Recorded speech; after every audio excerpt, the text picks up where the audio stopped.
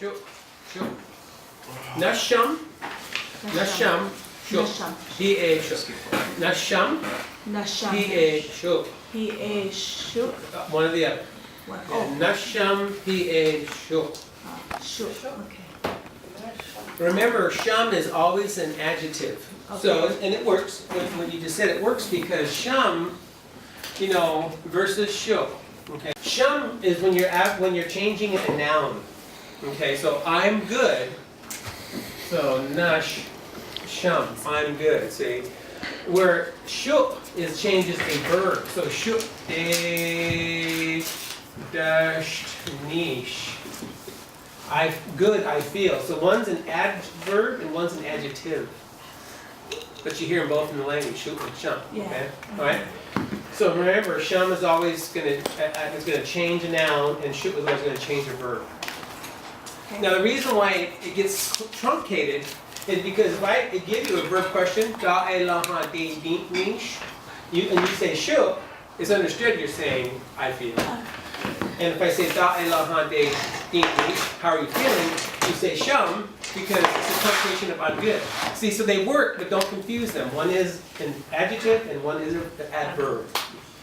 Okay, grammatical. And that's what we're here for today, is grammar. Okay. So, take a look here. Take a couple of seconds just to talk about me. Yay.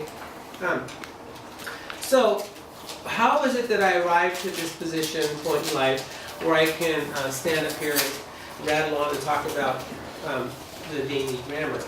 And I've shared my story probably 2 or 3 or 10,000 times, too many times. But the point, I guess, just that I want to share real quick is that I had actually, there's, hey, Tolowa. Done day. Okay, stop with Dr. Stuff. With Dr. Stuff. Newton, John. That long state da cinta, John? Sure, da cinta. Oh, sure. John, Newton.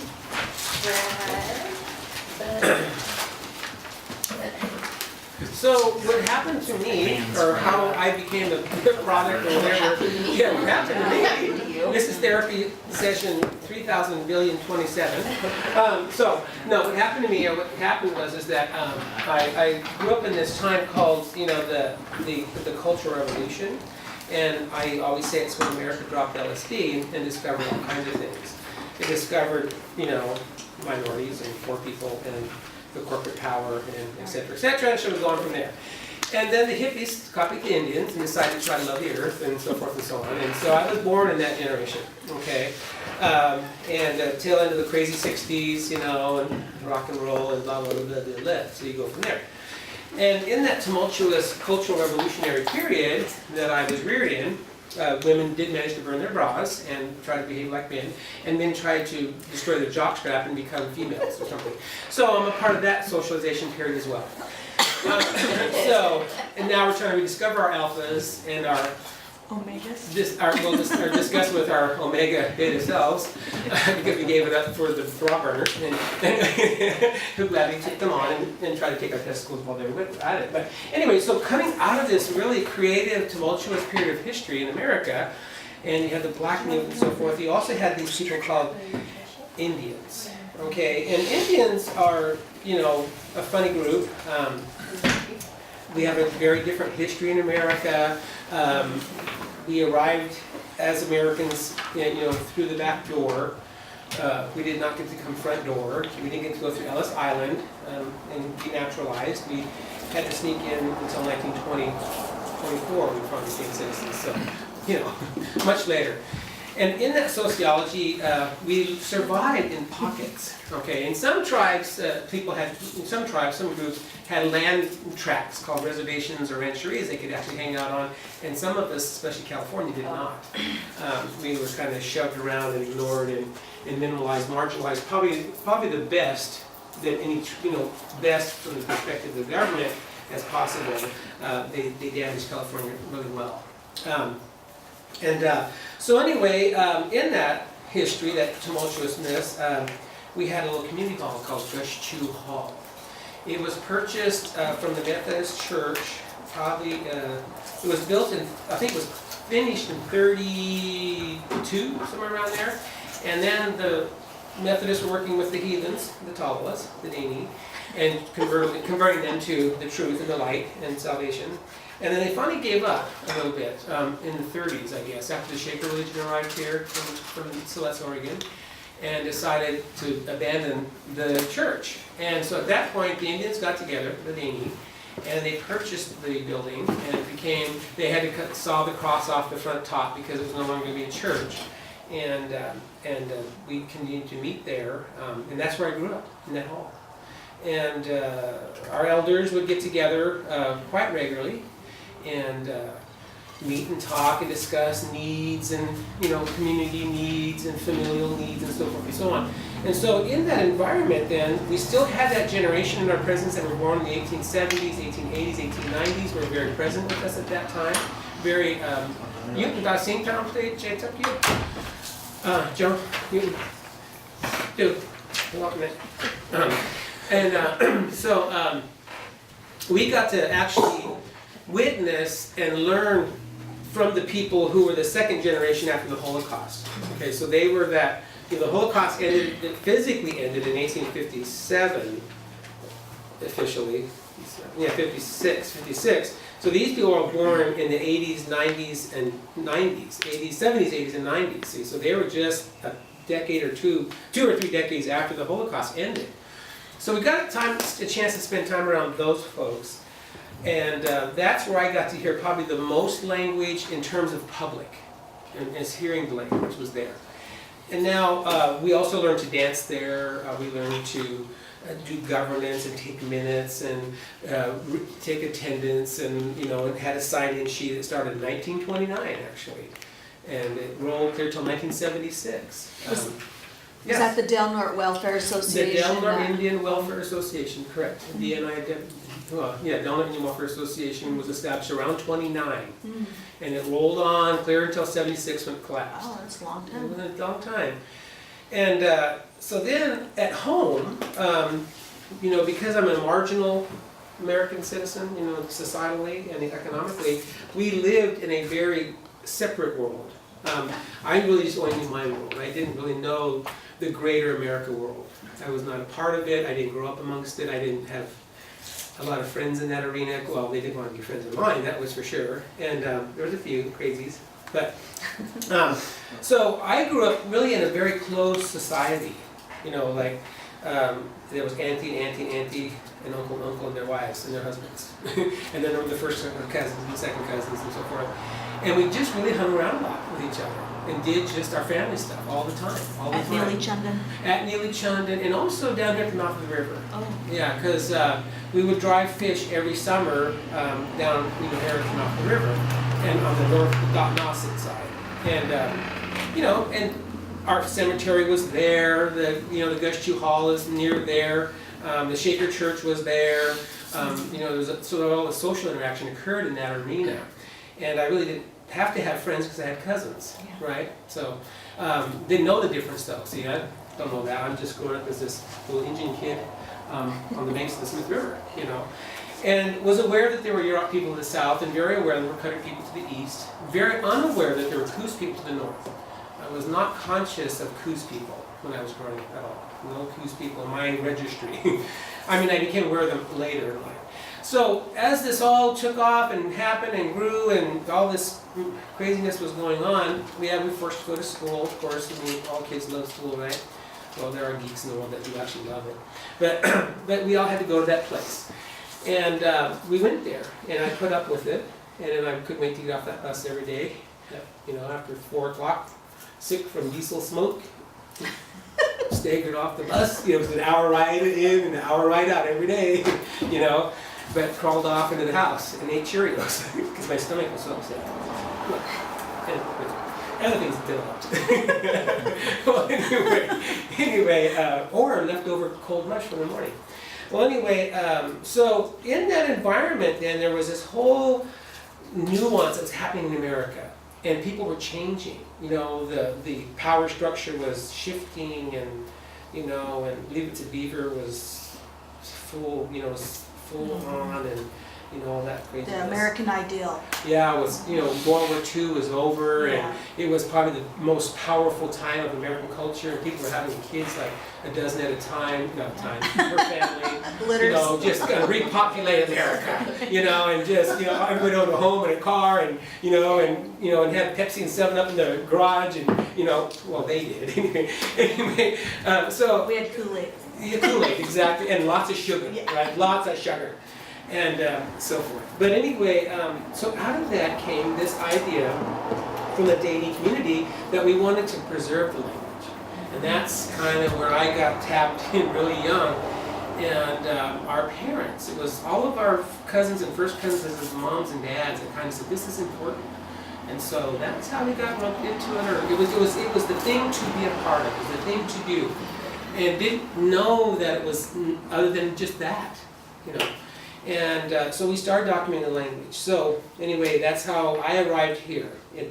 Began my journey, I should say, and started actually then searching out language. I was coached by my parents, my mother specifically, taken to homes of speakers, and then I began to ask them questions and want to know how to say things, how to understand. My Aunt Laura, which was lived next door to my mom, she was 19 years old to mom. So she really acted like more like a grandma to me. And, I could talk to her and ask her anything in the language.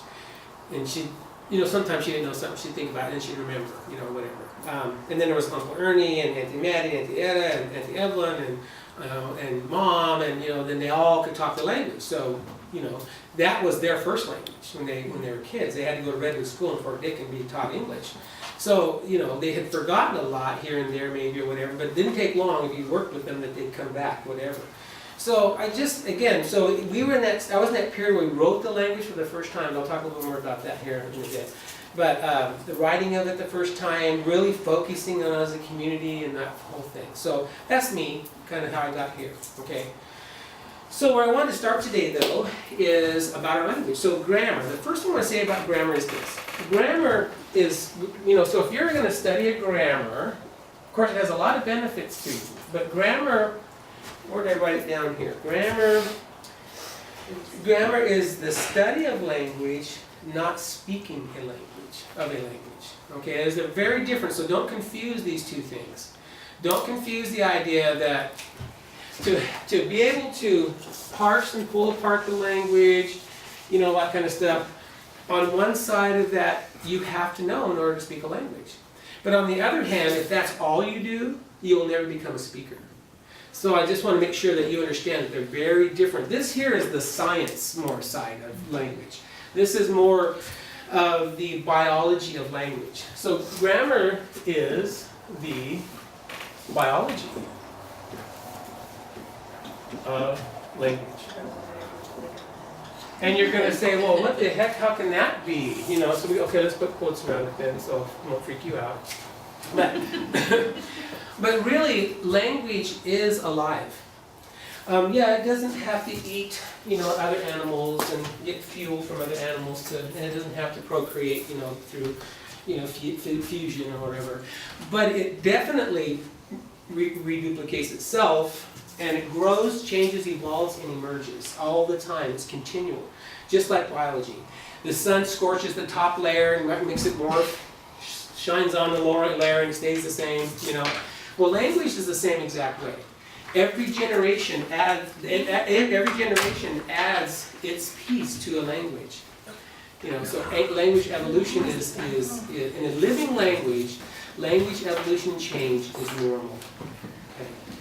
All right. So grammar then now is a study of that. And that's why it's called the biology of a language, because it actually has all these rules, all these patterns, all these trace elements. It has ancestral chunks that are fossilized, and then it's got nuance on the front end that's completely brand new and changing, and and it's all part of the language. So that's why language really is.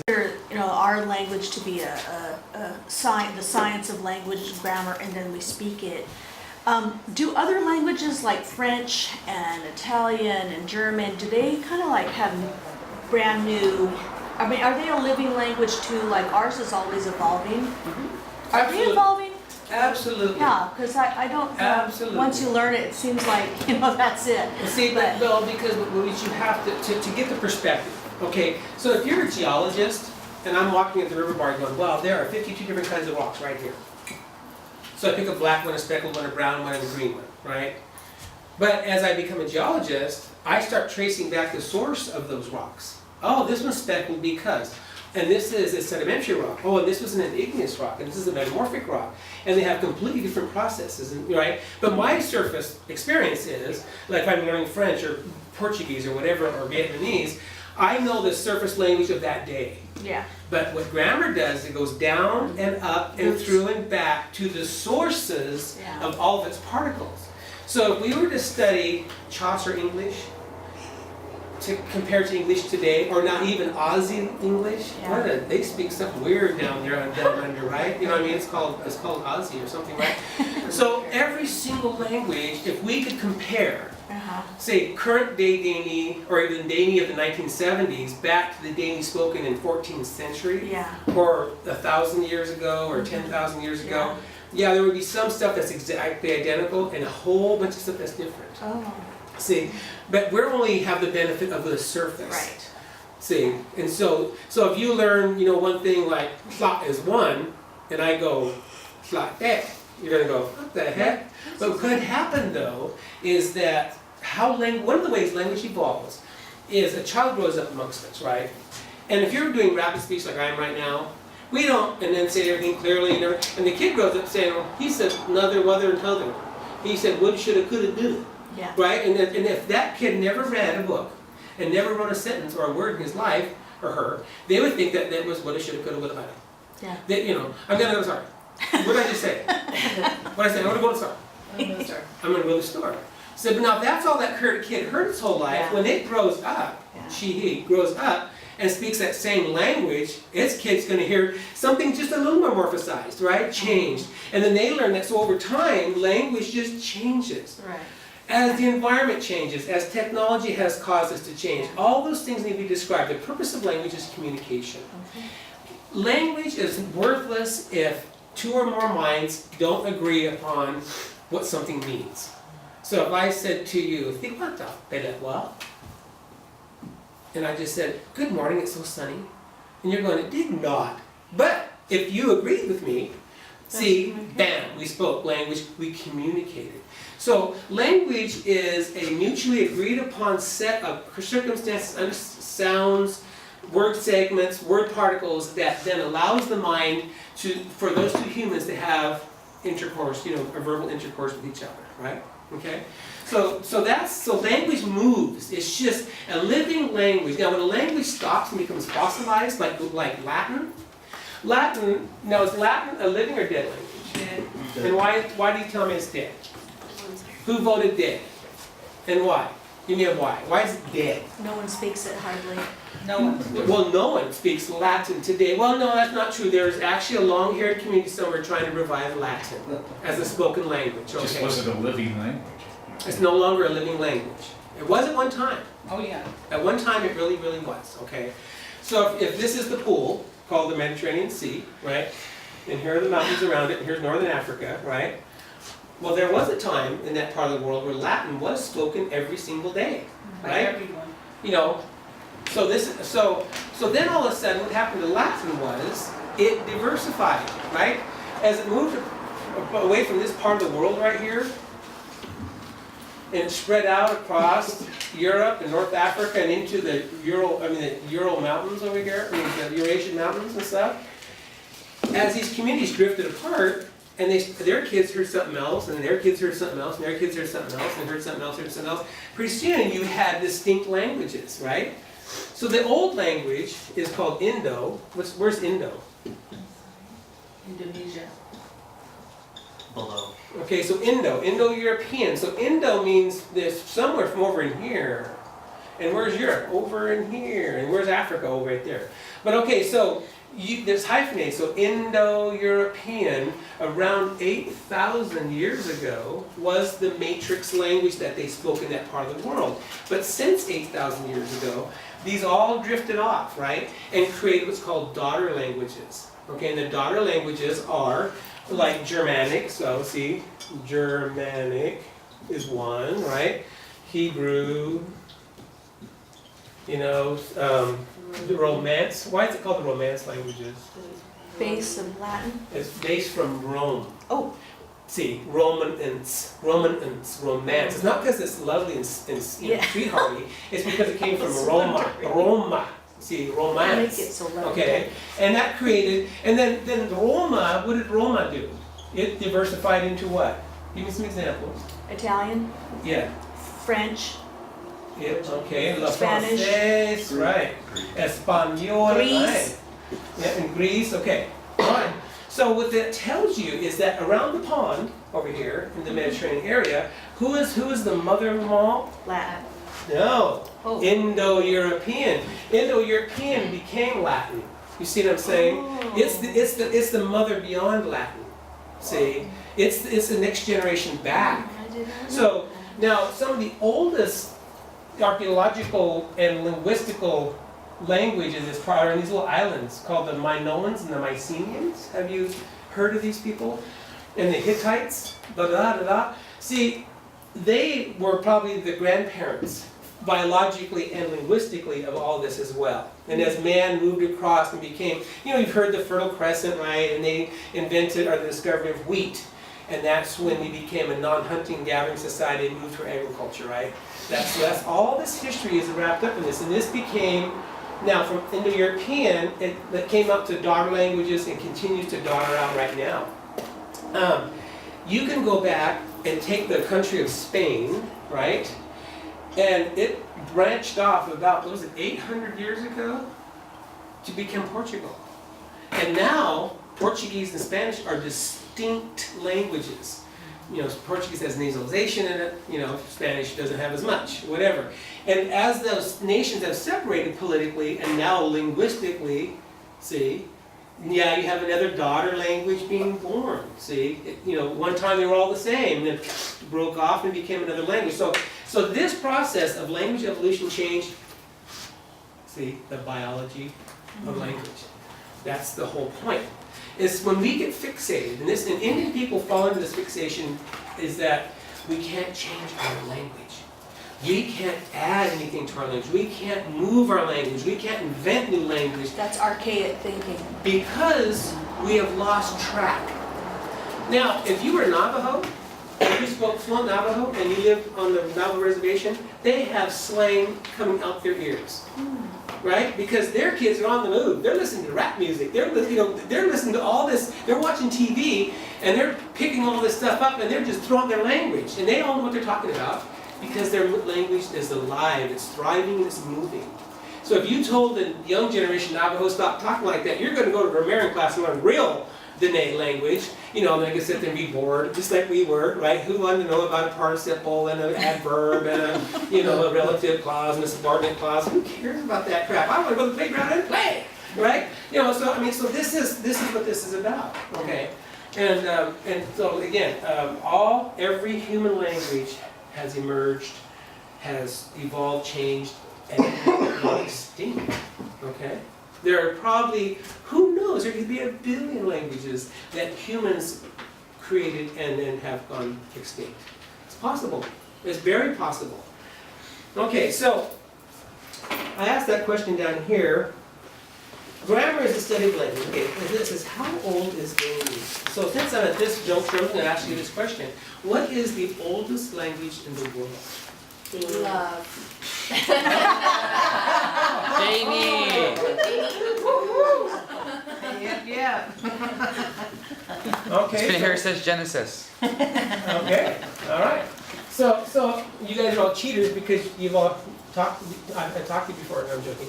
But no, students. you're good students, and you're cheaters because you learn. Okay, so what is the oldest language in the world? Dee-ni. Dee-ni? Dee-ni. What else? What is the other oldest language in the world? Hebrew. Any other choices? Sumerian language. Sumerian. Okay. Sign language. Possibly sign. Yes. Okay. Well, Pheromones. Love pheromones. Okay. So the real fact is that we scientists, we humans, have no idea what language that is being, of the 6,000 languages being spoken today on the planet, we don't know the oldest language. We have no clue. We don't know where it started. You know, it's too far back in time. You know, was language at first just actually, you know, what was, you know, was it really grandma at the watering hole? You know what I mean? Trying to tell her kids don't fall in and drown. You know, what was the first language? We have no clue. We know that monkeys communicate. We know dogs communicate. We know cats communicate. We know that they understand sounds. So there's the famous green monkey study, or one of the monkeys in Africa, that when it squeaks a certain sound, it runs up the tree. All the monkeys take off, because the snake's down there. They squeak another noise, and they all run down the tree, because the eagle's up there, right? See, so they have a vocabulary. So they have a vocabulary.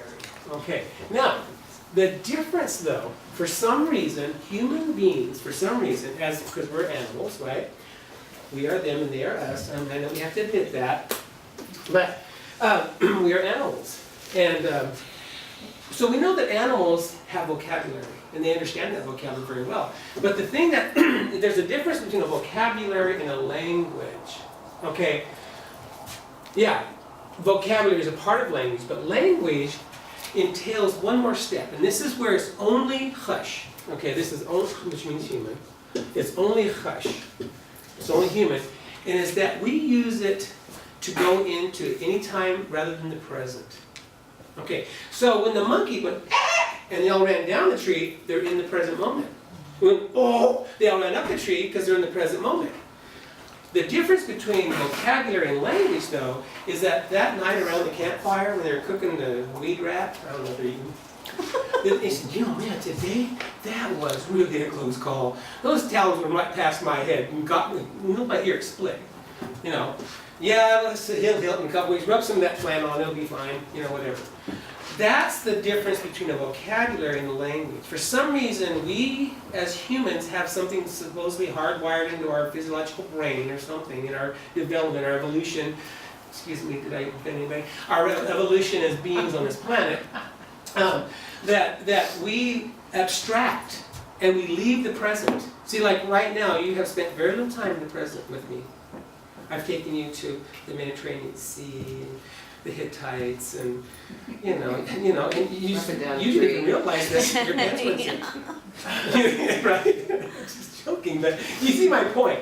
Language is a tool that we humans use. And once you and I agree upon eat, and that means rock, and pulp means water, and means tree, we're done. I mean, then our kids hear that and they put it, and they'll make a grammar automatically.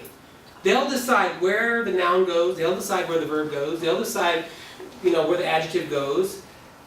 People, they've done people who've had a sphagia, you know, like through a stroke or an accident, and they come back with real limited language. If that is sphasiatic language, will make its own grammar. It may not be the grammar of their mother language they've learned first, but it'll have a grammar, and it'll stay consistent once it's established. And so, the 6,000 languages that are spoken today on this planet. Okay, the human mind is amazing. And so that's the difference between vocabularies and language. Now, we have no idea. Does the elephant with its big brain, does the whale with its huge brain, you know, and they're squeaking and squawking in the water down there, they might be saying, I'm ready. I've been pregnant for 13 months or however long, buddy. You know, whatever. Make love. Just like humans, I don't know, whatever. We could go, huh? See, because we don't know. We really don't know, because we don't speak dog, and we don't speak elephant, we don't speak killer whale, and we don't speak any of those languages. And just because we don't understand it, does it mean that they're really not having a language? We're very biased, we're called humans. It's all about us. We're the center of the universe, right? You know, yeah, we're really bad. Yeah, yes, definitely, absolutely, okay? So we don't know that, but as far as we know today, we think that only humans have language. Okay, we have witnessed vocabularies by many animals on the planet. Okay, there was one study somebody acted out about this whale, this elephant.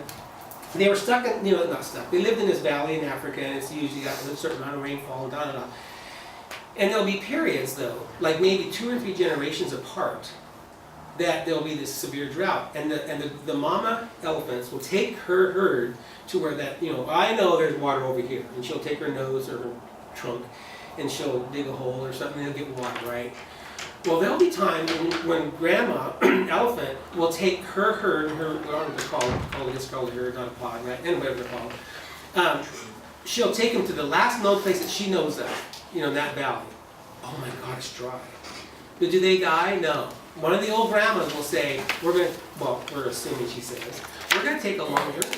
And they have to go across this range of mountains and through another valley, and they go to this place where they know there's water. So the question is, did they smell that water? Probably, maybe not. We don't know. How was it that they remembered collectively that when the last watering hole dries up and it's time for death, they knew to take off and go across these mountains, to go to this place and get a drink of water to survive? So was it at the fire that night saying, kids, someday, if it ever comes to the time when we go to the 7th water hole and it's dry, take your long journey or die. This is your choice. And go through there and cross over there and go right there and you'll find some water. So there's somebody who was doing a study about this or something, and so we don't know then, how did she know that? How did she know to do that? Is it pure instinct? Well, I don't like the word instinct in those frameworks. We all have instinct, but is it just, I don't know, let's go for a walk? No, I think there's some volition in there. So that's anyway. So enough about that, I suppose. But the thing is that we really don't know the oldest language in the world. We don't know how many emerged, collapsed, fell apart, or was over here and dotted languaged away until it's over here and we can't even recognize it anymore. See? We can't really recognize human language past theoretically about 8,000 years. If you take an Asiatic language, American Indian language, or Indo-European language, or whatever, Austrian language, after about 8,000 years, it gets too austere. You just can't see it. And we don't have any. So what's the oldest written documents on the planet by humans? Sumerians. And what are you thinking about age? How long ago? The Sumerian clay tablets. How long? How many thousand years? Around 10,000. Huh? Around 10. Maybe around 10, a little bit. And we think their language. We hope they weren't just counting systems or whatever. That could be language. And then who proliferates later would be the who. And about 6,000 years ago, who proliferated in writing? Chinese. The Chinese, right? And then when did our part of the world, when did the Indo-European world get writing?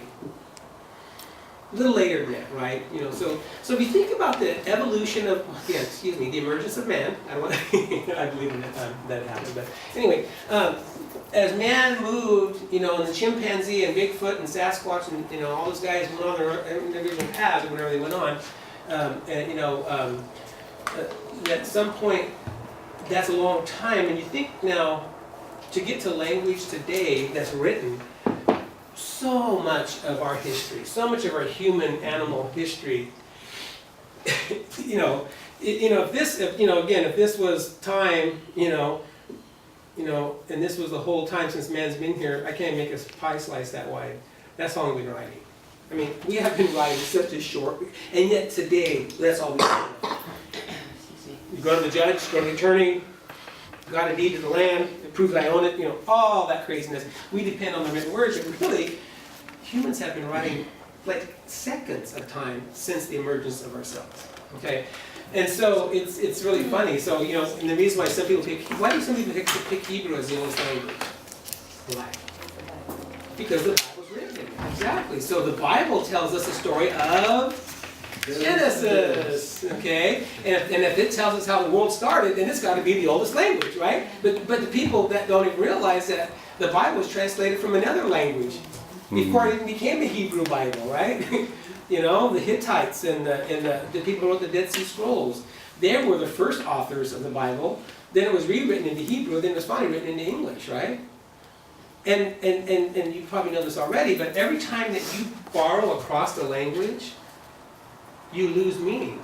And it's real abstract, and and I'm not going to spend the time now to develop that whole concept, but the point is that every time that, if I was to try to, good example, back in the 17th century on the East Coast, the missionaries were trying to proselytize the Wampanoag people. And so the best way to do that is to write the Bible in their language, right? So then they can start reading in Wampanoag. And then Adam said to Eve, look, you exist. Whatever. Okay. Okay, so, whatever. And then Job said, give me pox, I'm good. Whatever. So you brainwash them into your religion, right? By translating the Bible in their language. Well, what happened to the Wampanoag, funny story, they have a classificatory system in their language that you have to say when a plant, a tree, a human, or a rock moves or exists, you have to give it a verb ending, right? And so when they said Jesus Christ, of course, he was so powerful that when he walked down the path, even the rock stood up and praised him. Well, in Algonquin, which is Wampanoag, some other language, there's no way to describe an inanimate object doing an animate thing because that's not the way the mind of that language operates. Because it separates the animacy and inanimacy world automatically within the mind of the language. And so it was interesting to discover they were trying to, the rocks even stood up and sang. So they had to put all these little extra particles on the verb, that weren't normal or natural to the language, but to make it get there. So you can make the rock stand up and sing because they're inanimate, see. Now, Dee-ni doesn't care about animacy all so much. But that language does, see. So that's an example. So now you're going to translate these foreign concepts that come from a very different tradition, and you're trying to shove them into another language, and then again, now we translate something else, we're going to lose more meaning. You see what I'm saying? We're going to change the meaning. I'll end this with the word sin. I learned this in graduate school. Now, what does sin mean to us? Do something naughty. Any other suggestions? Come on, you all go to church on Sunday, give it up. Transgression. Evil. Transgression. Wrongdoing. Wrongdoing, what is it? The wages of sin is what? The wages of sin is, come on, The what of it? the wages of sin is death. Okay. All right, right, that's in the Holy Bible. But if you put the context, it really has a nice meaning. But anyway, so, but the thing that's interesting, the reason I'm talking about this is because sin, the social meaning of a word, see, is very different too. So words have all these sides of meaning. So there's the connotative, there's the literal meaning, there's the implied meaning, there could be fear associated with it, there could be joy associated with just one word, right? It conjures up all that stuff in our souls and beings and our brains, right? In our bodies, okay? But in Hebrew, the professor I worked under actually was Hebrew, spoke Hebrew, and Spanish was his first language. No, Spanish is the first language, Hebrew was the second language, I think it's reverse. Anyway, he actually could read the Bible in Hebrew, rather than writing it in English, which is a very poor version of Hebrew, right? And so we talked about sin one day, and he goes, you know what sin means in Hebrew? If you translate it literally into English, it means to miss the mark. So I go, what do you mean? He goes, okay, so the way you sin in Hebrew is you're an archer. So you draw the bow, and you shoot the target, right, and you miss the bullseye, you have sinned. Wow, you mean to tell me that I'm not going to die? You mean that I'm horrible? Really? I'm not horrible? Just because, He goes, no, what do you do? When you miss the target, you pick the bow again, and you shoot again. And once you hit the target, you no longer sin. See how the mind of language is wrapped up in it? See, so we in the English, post-Victorian, post-manipulative period of the Catholic religion or whoever else, sin became this thing of death, bad, evil. You're cast into darkness, all this kind of stuff. Where in Hebrew, it's like, no, just shoot again. So try again. Don't just give up and die, right? Anyway, my point, I think, made too well. But so about language and how, good question. It's like it's always on the move, and it should be on the move. If it's not moving, it's become Latin. It's now extinct. Okay, and that's why Latin was chosen for the science world, right? That's why Greek is chosen for the old Greek is chosen for the science world. So you can make up all these needed terminologies, right, words, to describe these events and things and whatever, right? So they become static, okay? And it's not going to change in 10 years, right? Because it's old Latin, it's dead and it's sterile. Sterile that way, it's not moving. So, okay, so with that, I just kind of, on your map, let's open up and look at your map, and there's did I put 2 or 3? Yeah, I did. Go to the big one. I just got this off the web. I couldn't find my ones I preferred today, so I just grabbed these. But see the dark area there? And then that's North America. And see those dark areas, and then the blotchy areas down below? That's the distribution of the Dee-ni language, okay? I saw that on an Alaskan map and I was like, wait a minute, because they had all the Alaskan languages listed that they speak in Alaska. Uh-huh. And Dee-ni was the biggest language and I was like, whoa, Yep. amazing. I never knew Didn't know that. It's bigger than Navajo. Well, see, Navajo is Navajo is the name. I know, but, Yeah. okay, Oh, yeah. so there's Navajo way down there, and I think that Oh, you mean Navajos just are the landmass. biggest Dee-ni speakers. Oh, well, yeah. But in Alaska, look at the land base, that Mhm. there's many different people up there that speak it, and I'm like, Now, did I throw that list in Anyway. for you? If you flip to the next page, you can kind of see it. It's kind of a, sorry in the copy, but it says Athabascan on it. yeah. Okay, and Athabascan. And then, did I throw that? I thought, did I even see? Yeah, let me see. Taston, Dene, Jagé. That's on the next page. Wetas, Denke, Dakesh, Nicola, Kenny, etc. Going down, going down, going down. So that's just a list of names from the central part of North America that, and only not an exhaustive list, but a list of tribes that speak. The source is the name. Now, back just 2 conferences ago, in the Athabascan Conference, there was a motion made by the General Assembly that we were going to leave the word Athabascan. And it could be either Bascan or a CAN too, either way, here on the end, Athabascan, okay? And there was a motion made from the General Assembly that we would no longer refer to ourselves as the Athabascan language family, that we would call ourselves Dee-ni. And the reason for that is that if you go to almost every Dee-ni language in North America, there's a word Dee-ni, or Dee-ni, or Dee-na, and it all means person, okay? And so they said, well, why not call our language after our own language? See, what Athabascan, the word Athabascan, what language is it? Is it Iroquoian? I'm forgetting right now. But it's another tribe. And just like, for some reason, when the Americans were discovering Indians, they would ask, unfortunately, the group next to them, who are those people over there? Oh, Athabascan, so then they'd write that down. We became the Athabascans, just inadvertently, okay? So that's how that happened. So then they named our mother language. So then, now, when I say Athabascan to you, it's the same as saying Indo-European to you, okay? It's the matrix mother language of our language. So what does that, reinterpret that to me? It's the what? It's the matrix mother language of our language. That's where it started. It's what? Where it started. Where it started. Yeah. So Dee-ni is the matrix or mother stock, okay? So it's from that source. And what this means is at some point in human history in North America, all these people were probably sitting around the same fire, that you see on this map.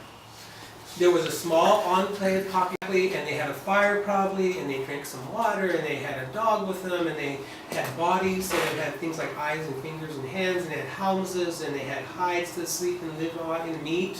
All these stones around them, they had stars in the sky and ground beneath them, and they lived in this common place. And they all spoke one language called, this time we're calling it Dee-ni. Okay, Dee-ni. And then as time changed, we don't know what causes humans to do, because there's no written history from this period. For some reason, this language decided to, not the language, the people who spoke this language at that time moved apart.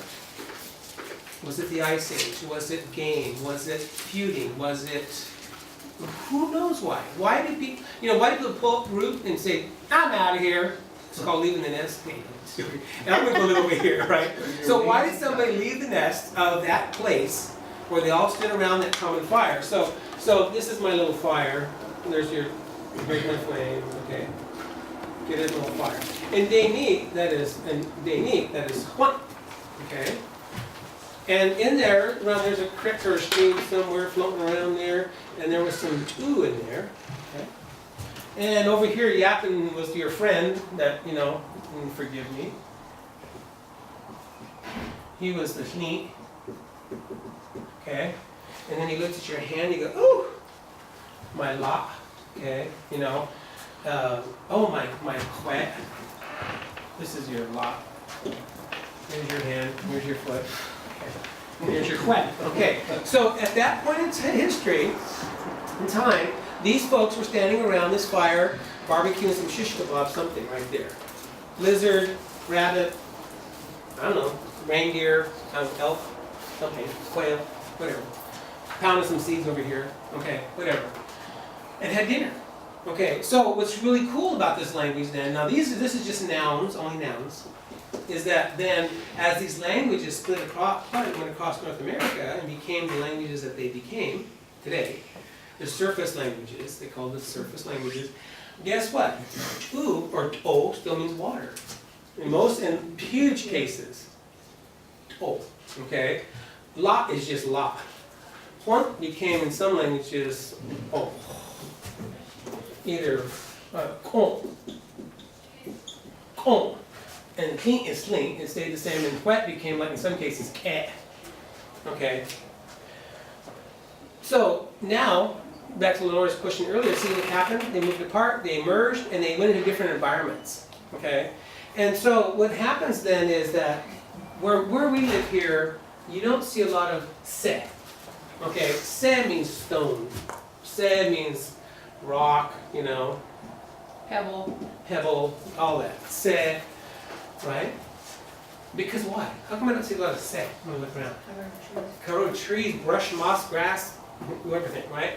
But when the Dee-ni people went to the southwest, down there with Navajo people and Apache and so forth, there's a lot of se, right? Everywhere you look, there are se. There is no grass. Well, you know what I'm saying, comparison. And so on. So what happens is that Dee-ni has one word, or Dee-ni, has one word, se.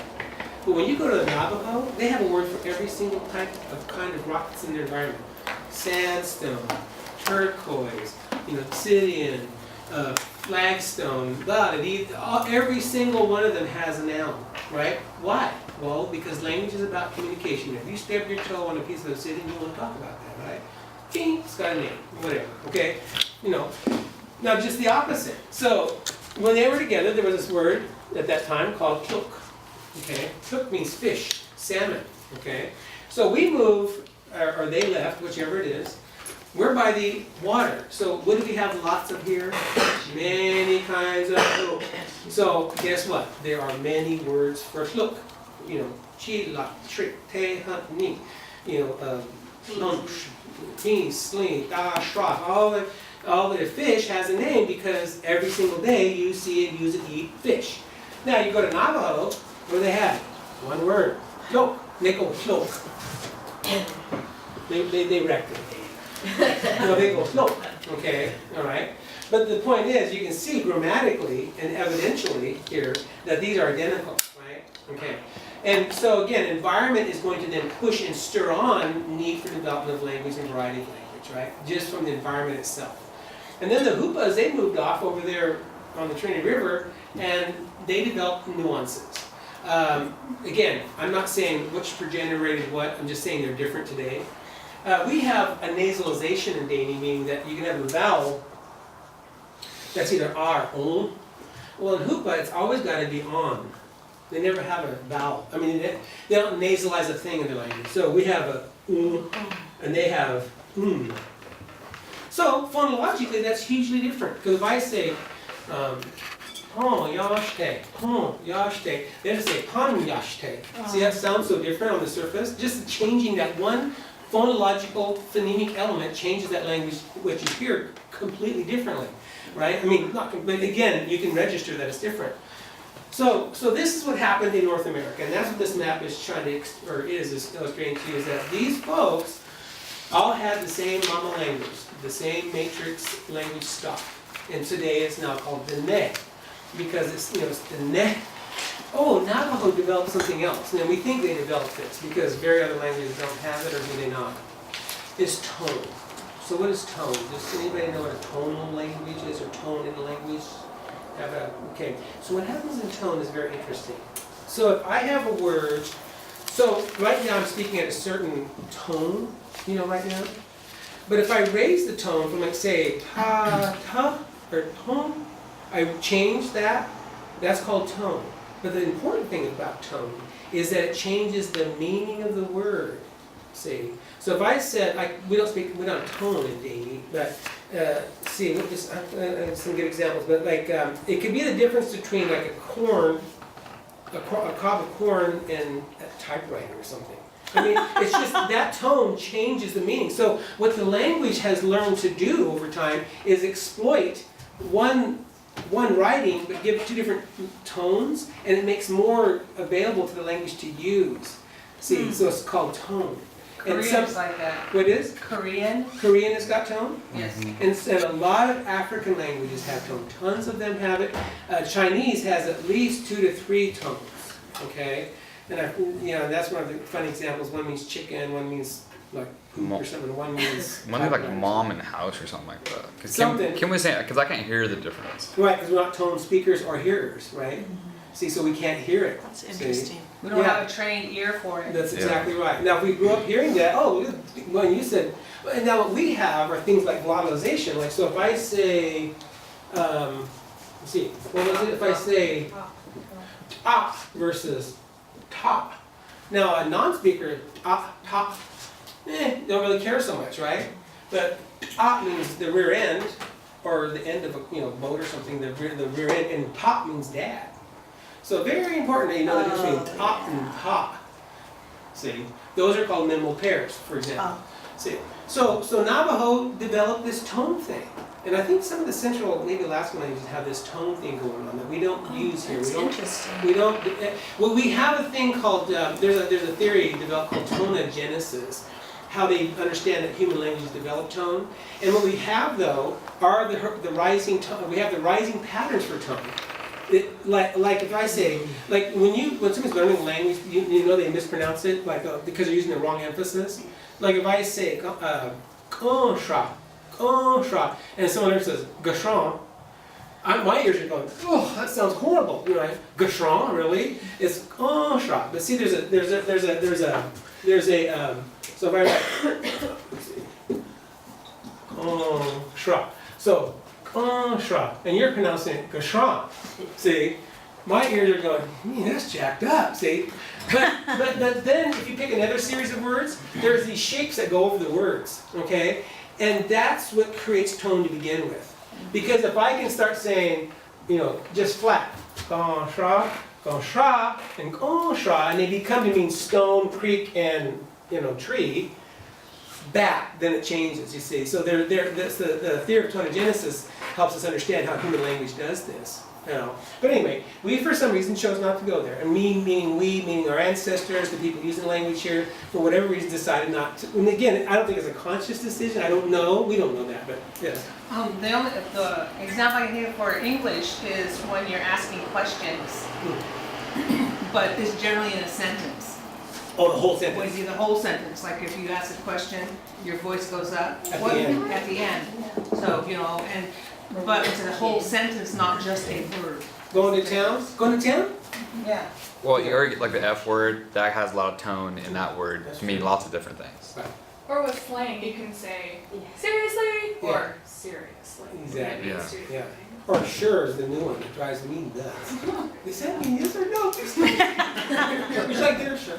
Remember Linda? Sure. What kind do you want? Apples or oranges? Sure. Oh God, I'm going like, don't do that to me. Give me some tone on it, Because I used to be sure when I was young. Like sure. Get out the door. You know what I mean? And now they'll go sure. Thanks. I need more help, please. Okay. So that's kind of this map is showing you. And it's really funny when Athabascans get on Athabascans and they'll say, you guys changed the language. Yeah. And then all the time, oh, you guys changed the language. And yet there's enough core there's enough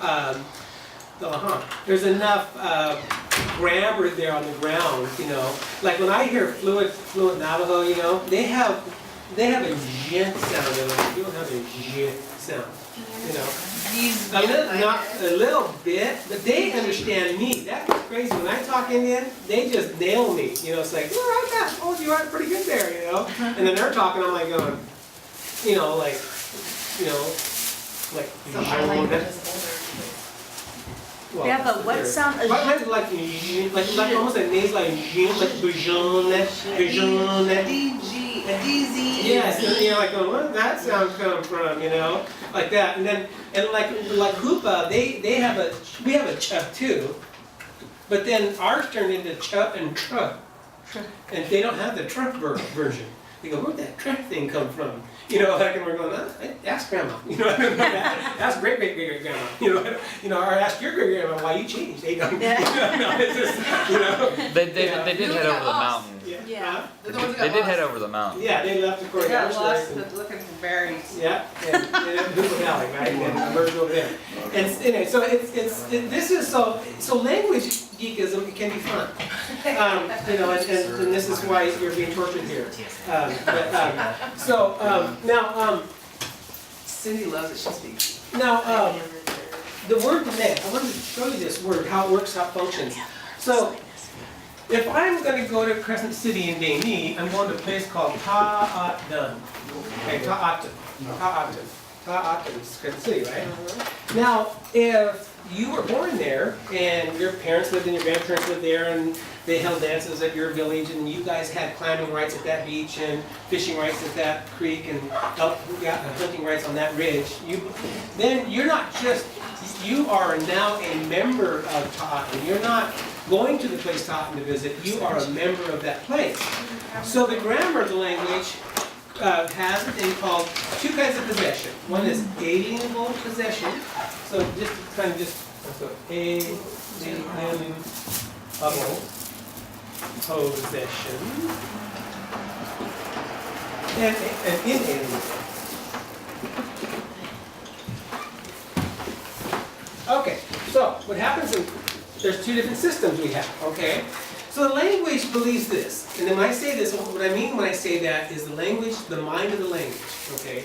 The worldview of the language. So the language believes that there are two kinds of ways to own things in the world. One type is a smaller set of structure, but it's inalienable possession. It means that you own something. If this jar exists in the universe, right? And I'm me, and it's sitting at table's that, right? They exist in the universe separately. That's alienable possession. But inalienable possession means my fingers don't exist in the world by themselves. They're attached to my hand, which is attached to my arm, which is attached to my body, right? So that's inalienable, okay? Now, in all the terms, are and body parts are the two main categories. And some kinds of things too. There's a small Like set of shadow. things. What? Shadow. Your shadow. Yeah, because your shadow you're casting on the ground belongs to you or belongs to that thing, right? So that's inalienable, so it's permanent possession. So it's permanent. And this is just, they exist, right? So, trying to get back to that equation I put there. See that equation I put up there for you?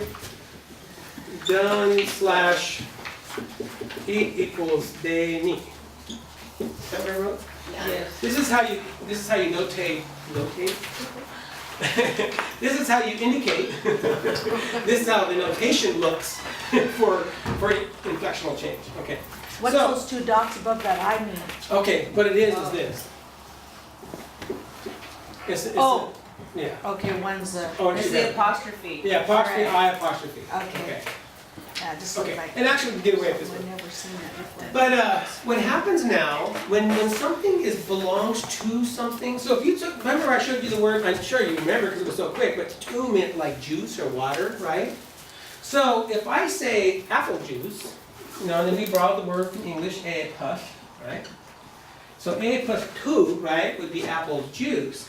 But guess what though? That juice in this language belongs to the apple. It's not just juice in the world. So I have to add a particle out here called E.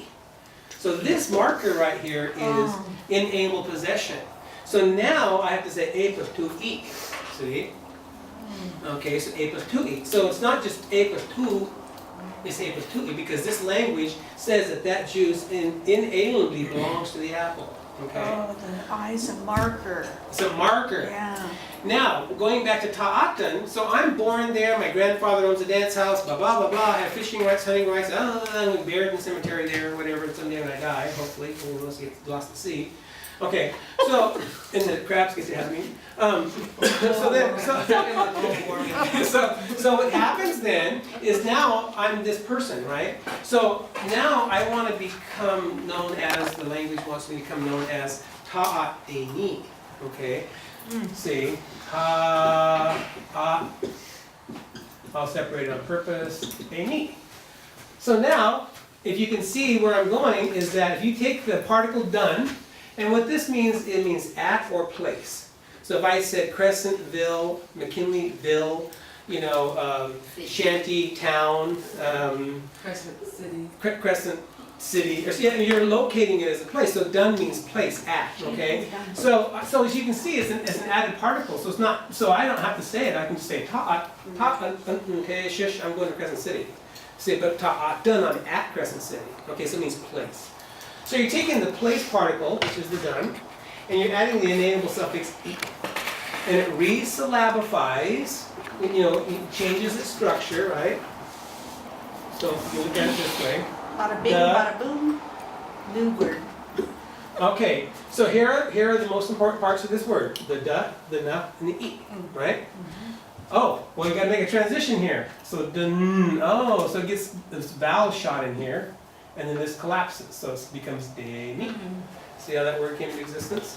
Okay, so that's re-slavification. That's now again. This is the history of this word. Okay, this is the study of it. Okay, so that's how the word Dene in Navajo, they have tone. So they say Dene instead of going they use tone. So to mark inalienability, they use tone. So they say tu, tu, tu. Like that, I can't do it because I'm not a tone speaker, but I hear it. So they raise the N to get the same effect as our vowel stop. You see what I'm saying? So it's the ne up down there. We're the ni, and then the Sutana people in Canada, the na. You see, that's still there, you see.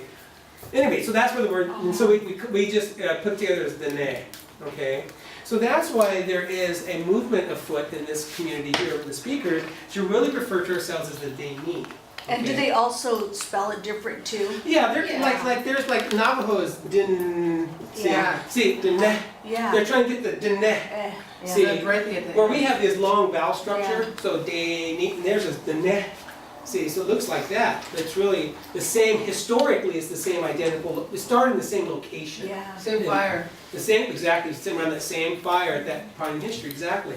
And so on. So that's inalienable possession. And that's why the word hand, la, has that on it. See, it wasn't just la, it was la. So really, the real possessor is this part right here. That's the real possessor. It's not really eat, really, it's deeper. It's like just, like wa, ka, mother, ta, father, seat, hair, leg, foot, you know, leg, on arm. See, so it's really that on the end that makes it possessed constantly. Okay, so now I threw in here this here Tolowa. Question. Oh, question. On ta'at and Dee-ni, you write that all in one, right now it's all spread out.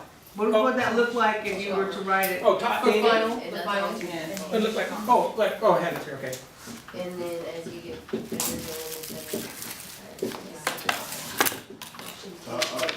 Ta'at, Dee-ni. Two different words, it's not like, because the top one makes it look like it's a hyphenation. Right. Oh, yeah. Hyphenated right there. Okay, so ta'at, Dee-ni. So going along that analogy, what would be Yantaket? Just go one time. So here's you got the word Yantaket, right? We say in English Yantaket. And there you go, there's Spinoza. Yantaket versus Yantaket. See the difference in English and Dee-ni? Yantaket. Yantaket. See? It's just so flat. Yantaket. English. Yantaket. You know what I'm saying? It's just different stress patterns in different languages. Because there is none. Well, there is. Well, there is, but it's just different. It has a different character. So, but I'm going to be a Yontocket what? Dee-ni. And then if I'm at Yontocket, Why you? if I'm going to be at Yontocket, what is it?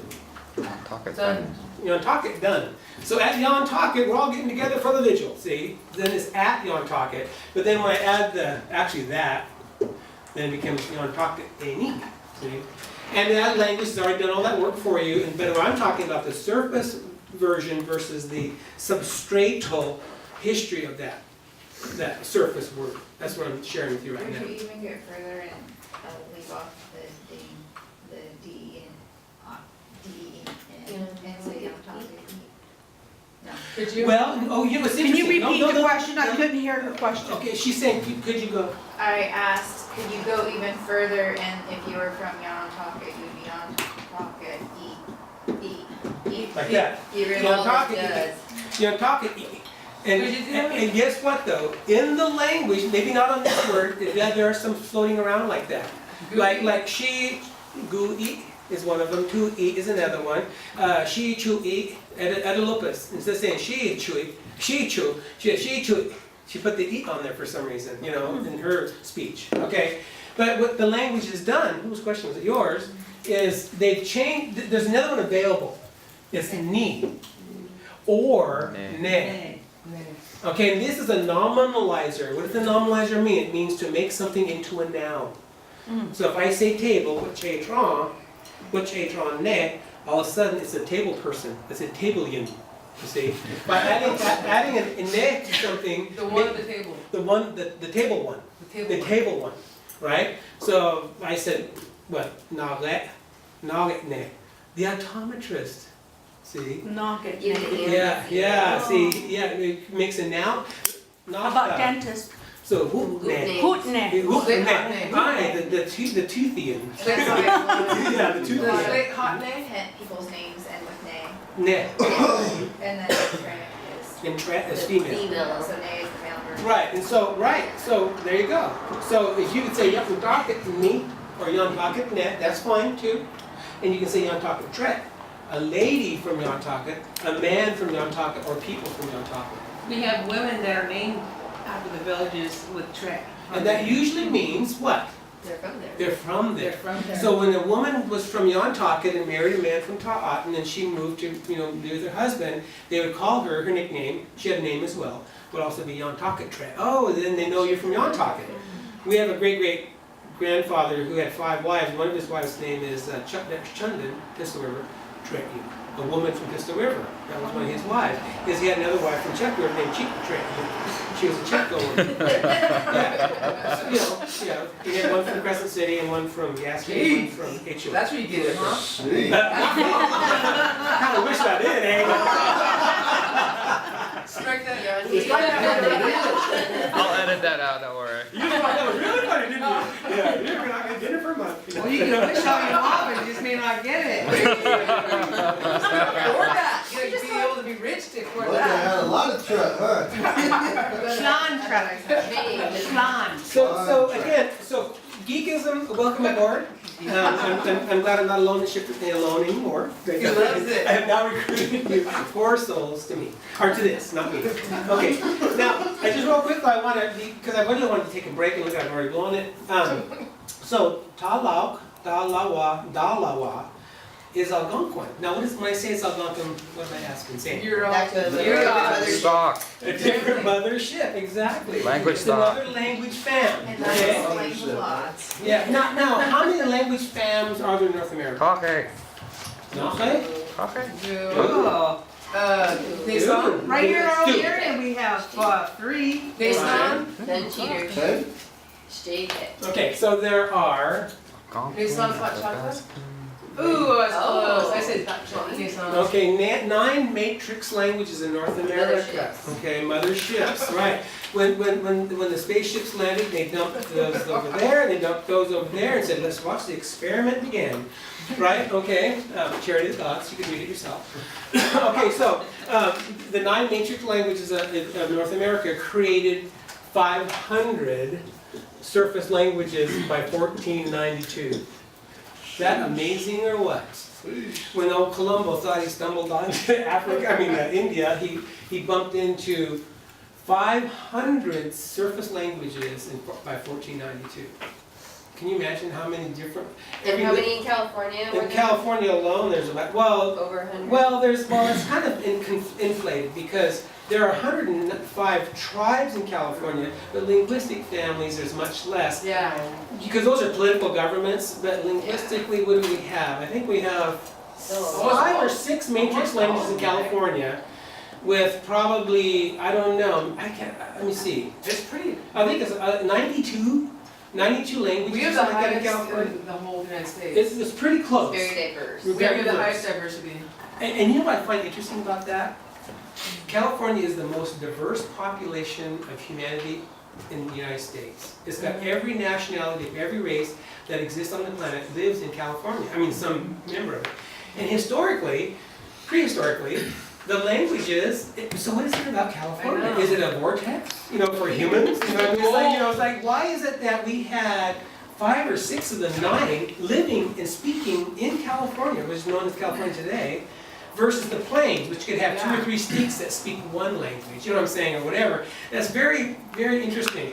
So, Very dense, it's very dense. Well, it Very dense. makes me wonder, like, we have more natural barriers too. We're not open plains. that's true, the mountains, the So they streams, just really want to get here, you man. know.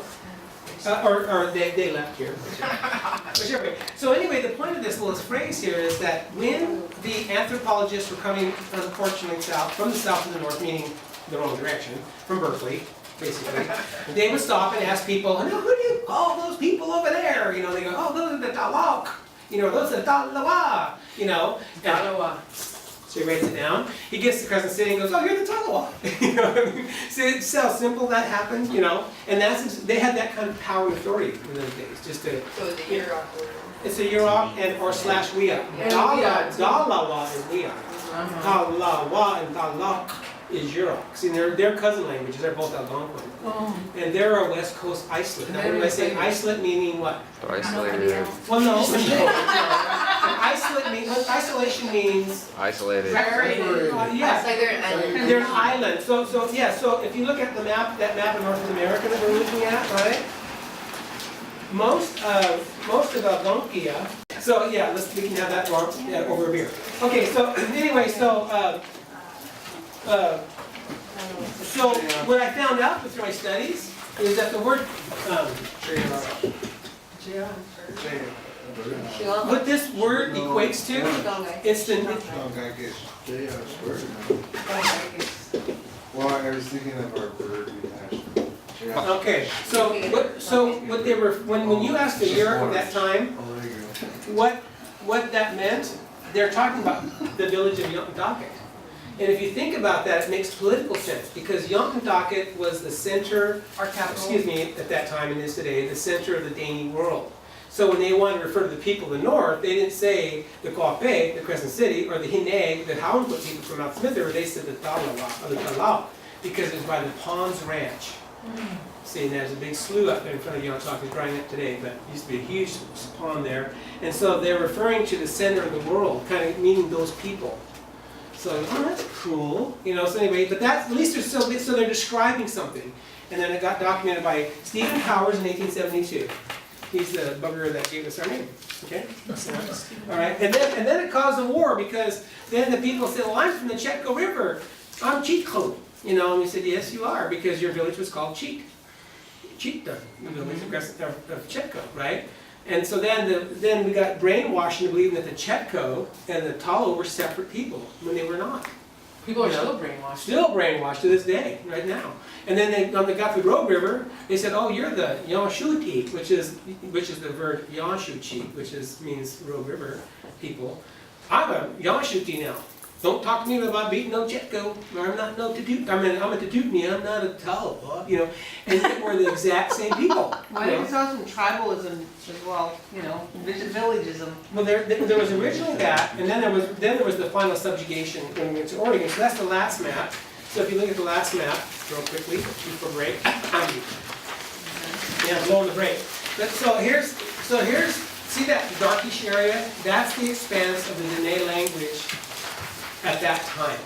What Or year? existed.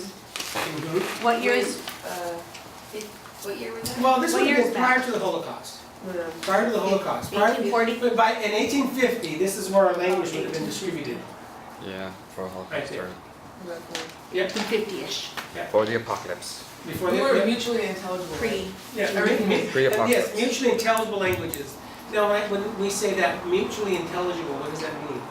There's dialectal differences, but it's mostly the same. Yes. Now, are Navajo and Dee-ni mutually intelligible? No. Not really. I mean, you know. Or I mean, if- similar, I mean. they're related, but rapid Navajo and if we had a bunch of rapid Dee-ni, they might be all kind of going, I got a word or two in there. See, mutually intelligible means that they could arrive from up here and come down to here and yak and get along, see what I'm saying? Now, is Hoopa and Tolowa mutually intelligible? Not considered mutually intelligible, see what I'm saying? Same language source, but not mutually intelligible. So there's a layer difference there, structural layer. Where So did anyway, this hat come from? that one is in my file somewhere. I should have indicated on there. I didn't. I'll upload it. you know, on Facebook, I'm friends with Kayla Carpenter, Uh-huh. and so she's studying at Berkeley to, I mean, I think she has Doctorate. I think she has a doctorate, or studying to get a doctorate.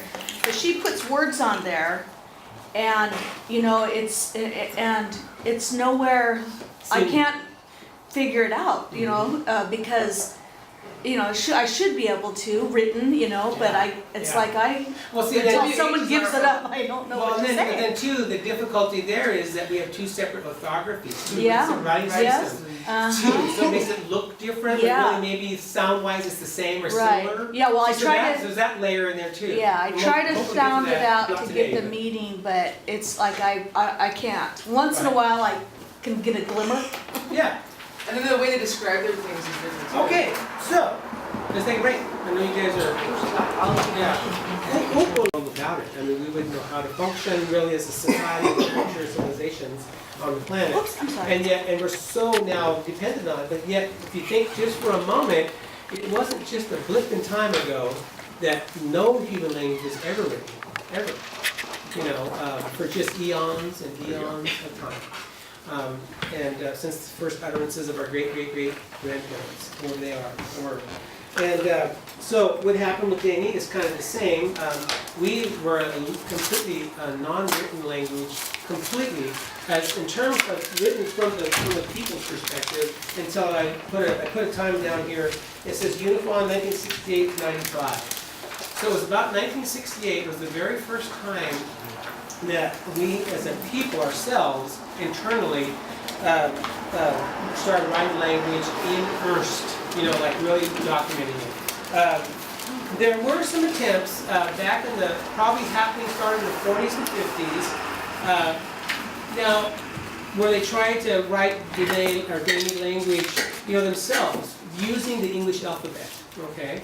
And we today write it in a Roman alphabet too. But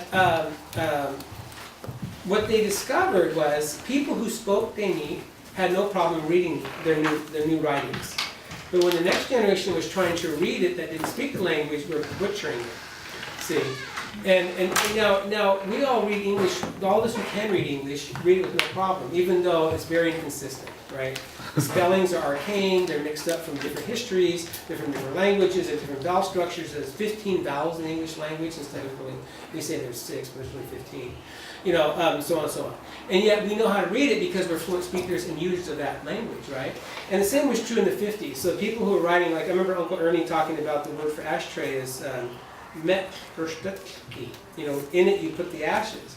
Well, anyway, he said remember writing that down, and other Danish speakers could read that, no problem. But it was their kids or grandkids that would try to read that mixture, so that it kind of fell apart a little bit. You know, that first writing, they're trying to write the language down for ourselves. And remember too, at that time it was a very vacuumous place. And still to this day, there are no universities nearby.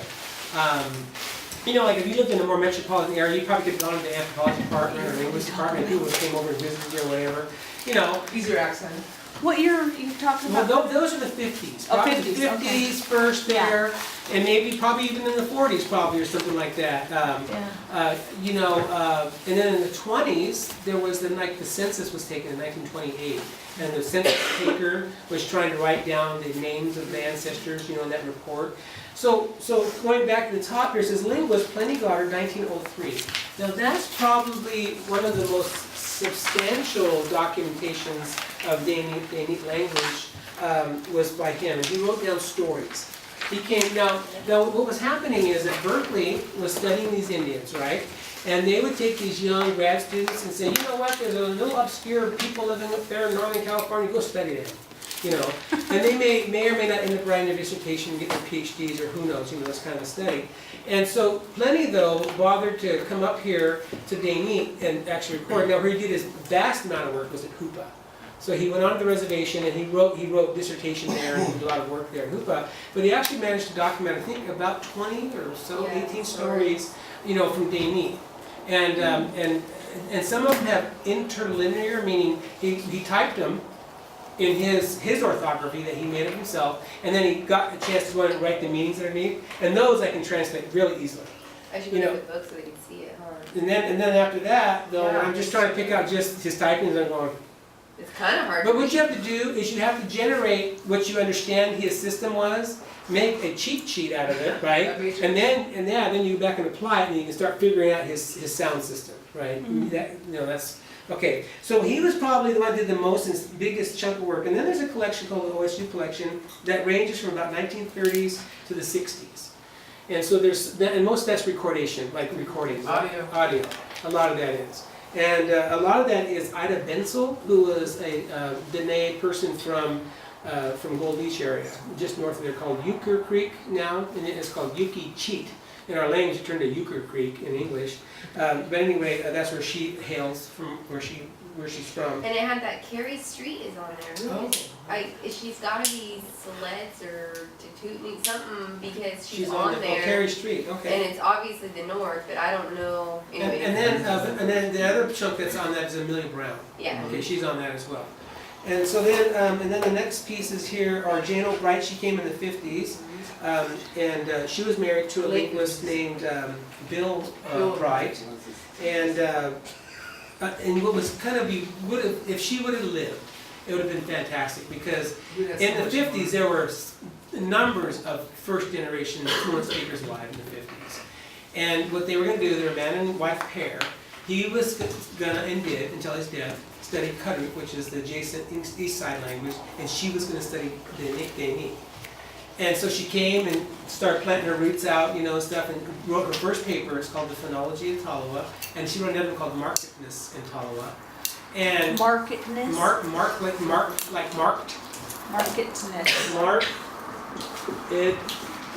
markedness in Tolowa.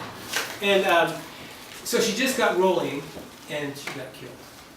And so, Accident. yep, car accident, and she died.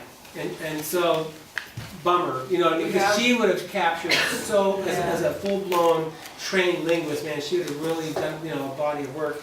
But fortunately, we do have some of her field work and her 2 articles that she, you know, had published, you know, got printed in the journal. And so we have that. What university was she? I think they're all Berkeley, I believe. I think they're all Berkeleyites, I think. And then we have, and then we have Bill Seberg, who came in the 70s, a wonderful man.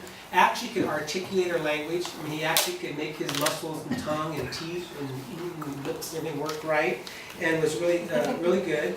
And then we have James Collins, 1980s. He comes out from the East Coast and has written a book called Understanding Tolowa Histories. I don't know if you've read or seen that book. And he's got just stuff too that's written and some recordings. So there's that. Now the thing that I wanted to point out about this data, though, is it was not collected, nor was it written for the benefit of the Indian. And that has changed today. Now anthropologists and linguists up until recently, they were on it, you know, for their PhD. You know, they were taking the theory of anthropology and the theory of linguistics, and they were working their magic, you know, and writing a big old dissertation, and then, you know, graduating and going to get a job at a university somewhere or something like that. And they really weren't at that point concerned about the people that were their subjects.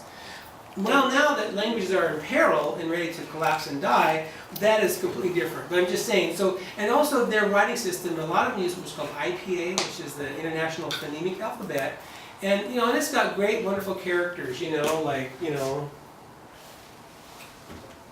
it's got, that, and it's got, this, and it's got, it's got, let's see, that. It's got all these great characters, And supposedly the theory in that is that this is a standardized set of symbols that correlates to a standard set of sounds, so you can go to any language on the planet and describe it, write it down phonemically, sound-wise, phonologically, and then somebody else can actually read it.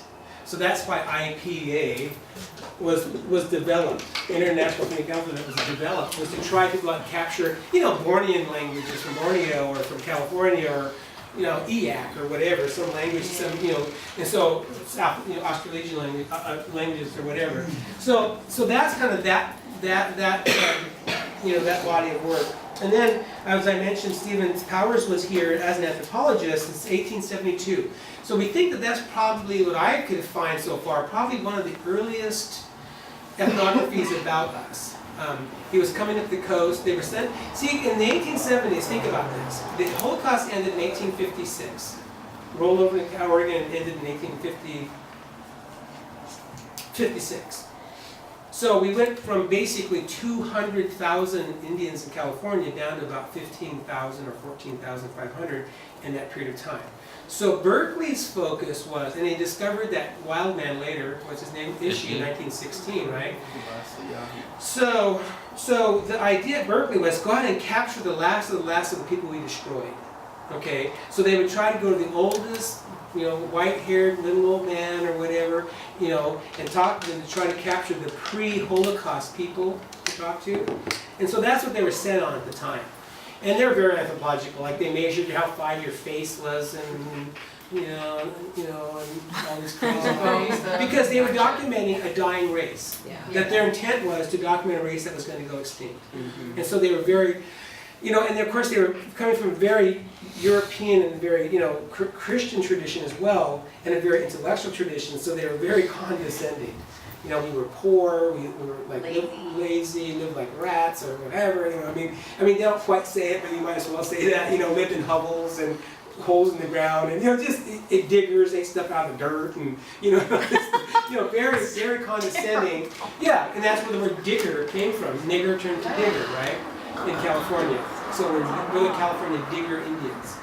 Really? Yeah. I don't think I've ever heard that. Oh, yeah. Well, Digger Indians? Yeah, we're the diggers. Yeah. We're the clam diggers. Well, and that's true. See, you're right too. Dig up those clams, right? Okay.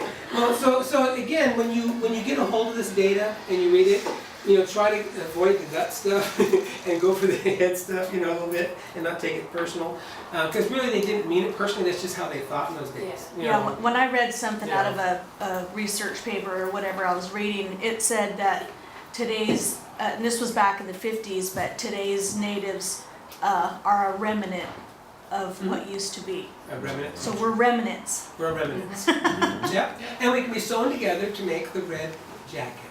Yeah. Right. Coat of many Dolly colors. Parton song. Yeah, coat of many colors. Or whatever that song was, Dolly Parton.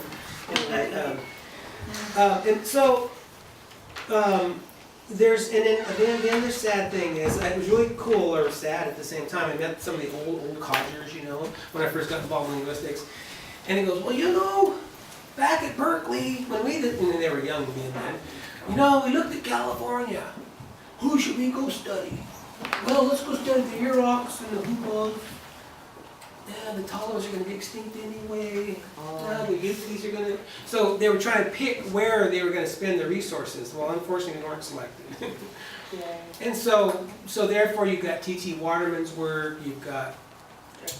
Well, down there, but like in Yurok, you've got Robbins and all these different layers of people who wrote huge volumes of stuff. And it's for Hoopa as well. You've got volumes of stuff. Because the university sent these young grad students there to study those. Because we were extinct as in their eyes, we were, we were slaves for extinction. So they just ignored us. And that's what when Jane Albright came, that was probably our first little light of hope, that we could have had somebody study us officially.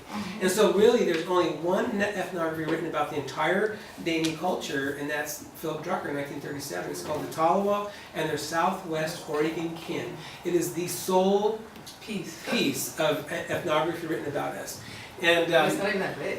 it's only like, what is it, Maybe, 40 yeah. pages or something like that or whatever, and and it's rich in data, and I thought he did a fairly good job.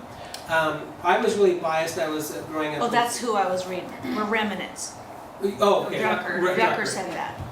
And that, and he's looking at this remnant culture, right? But then see, all of California, Yeah. but all of California was remnant though. Yeah. If you think about it from the way they were looking at it. Right, as academia. Well, and they were no longer sovereign. Yeah. They were no longer had self-governance. It was all taken away. If somebody before that, if somebody murdered somebody on the, then they would take care of it internally. That was all. Things were Yeah. taken away. So really, they were a remnant culture. They didn't have the full body of a culture. And so on and so on. 1880s, when the boarding schools kicked up, they snatched the kids away and sent them to boarding schools to make sure they didn't learn the language, make sure they didn't learn the culture, make sure they didn't learn the religion, so on and so on. And so, so we, in that sense, were a remnant culture. Those little stragglers held on, eating their lambs, and Vigor. right, still being a digger, like, because in Public Law 280 passed in 1952 or whatever it was, Dad was talking about, the old man talking about, there was an old guy who lived on the river somewhere, and he set a trap all the time in the river to get food. And the Fish and Game got there and pulled it out of the river proudly and just kicked it all apart. And the old man stood there and cried and said, well, what am I going to eat?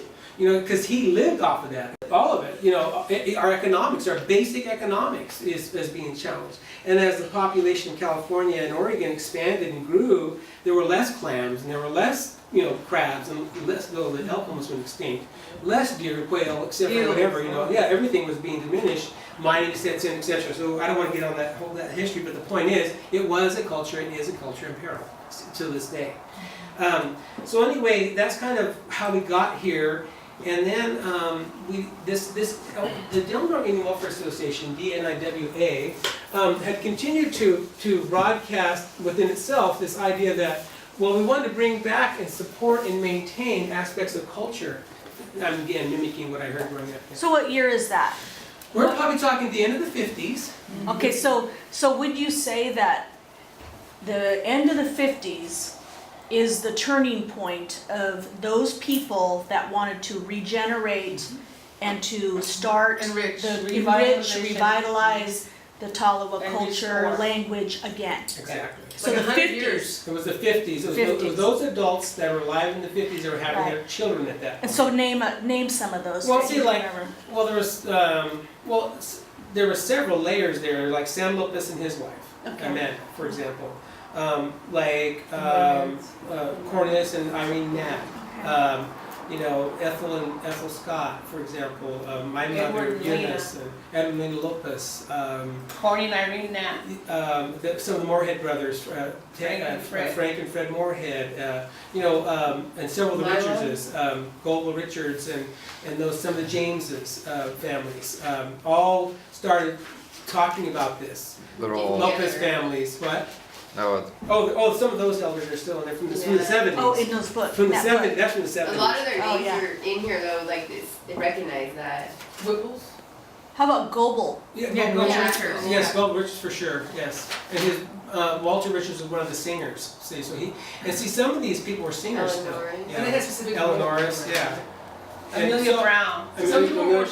stronger in different areas, or? Yeah, like some people were, like some were expert singers. Some were great storytellers. Some were good language That they speakers. maintain Regalia their cultural makers. identity. Yeah. Like the Nats were regalia, right? Yeah, they owned a lot. And then Laura Bailey was the last full-on, straight-up basket maker. And she died in '62, I think it was. She was one who was real famous for making tons of baskets.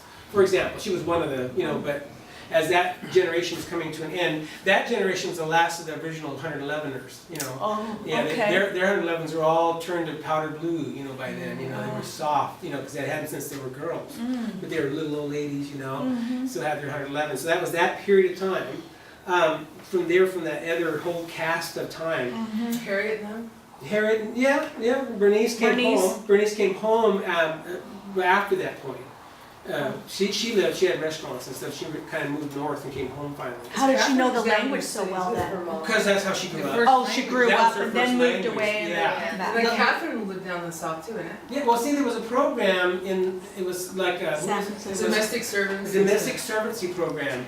And they came and they asked women, young women to leave their communities and become professional women, who really know how to polish that stove.